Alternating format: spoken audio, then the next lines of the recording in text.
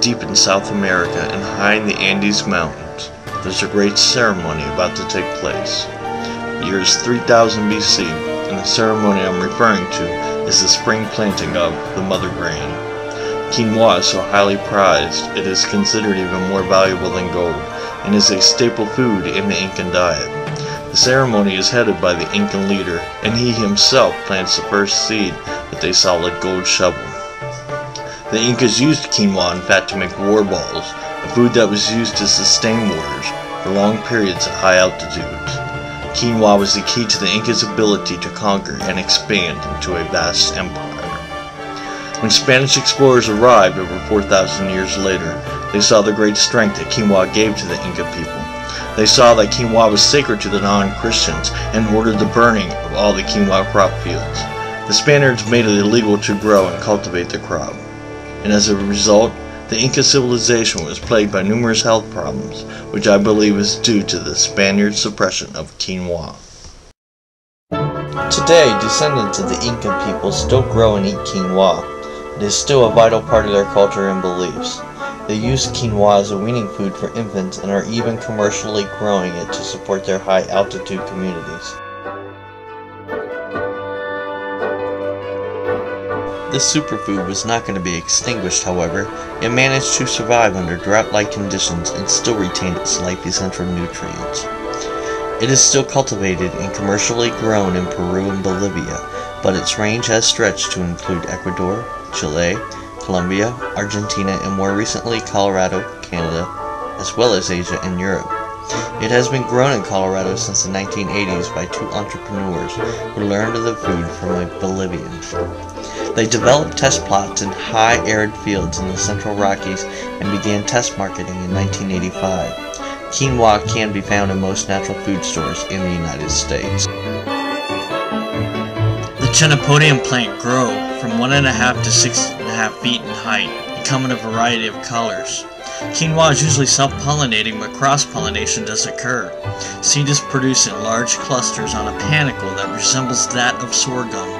The seed is similar in size to millet and has two flat surfaces and rounded sides, which resemble an aspirin tablet. Seeds can be black, red, pink, orange, yellow, or white in color. Quinoa has a thick, erect, woody stalk that may be branched with wide leaves that resemble the foot of a goose. Quinoa requires short day lengths and cool temperatures for good growth, which make high altitudes perfect environmental conditions. Plants are usually tolerant to light frost and are sensitive to high temperatures exceeding 95 degrees Fahrenheit, which can cause plant dormancy or pollen sterility. Quinoa will flower earlier when grown in areas with shorter day lengths. Seed coats are usually covered with a bitter saponin compound that must be removed before human consumption. Usually the majority of the coating is removed by mechanical means, but there always remains a small amount that must be removed by rinsing the quinoa seeds thoroughly. The presence of saponin is obvious by the production of soapy-looking suds when the seeds are swished in water.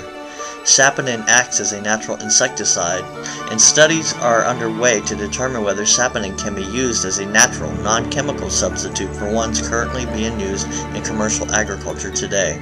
Also, native people in the Andes Mountains use this residue as a soap to wash their clothes. Most people in the United States have never heard of quinoa and have no idea even what it is. Pronounced quinoa, it sounds like something you might hear out of Bruce Lee just before he clears a room full of opponents. Maybe Bruce was aware of the nutritional powerhouse of quinoa, because nutritionally, this food really packs a punch. Vegetarians make up the majority of people that do know what it is, and they can be intimidating to chefs and dietitians alike. I believe this because most vegetarians know a great deal about the foods they eat and how to combine certain foods to balance their nutrition. Whether you're a dabbler in the kitchen or an experienced cook, quinoa gives you an invaluable tool that is nutritionally balanced and suitable for everyone.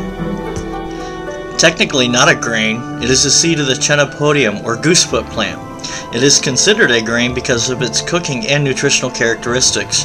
Quinoa has higher protein content than any other cereal grain, 16.2% compared to 11.1% for oat, 13% for wheat, and 7.5% for rice. Some varieties of quinoa are more than 20% protein. The protein in quinoa is considered to be a complete protein due to the presence of all 8 essential amino acids needed for tissue development in humans. Also, quinoa contains a nutritionally superior source of non-animal protein, especially important for vegetarians and vegans. Amazingly enough, 4 ounces or just 1/2 cup of quinoa will provide a child's protein needs for one day.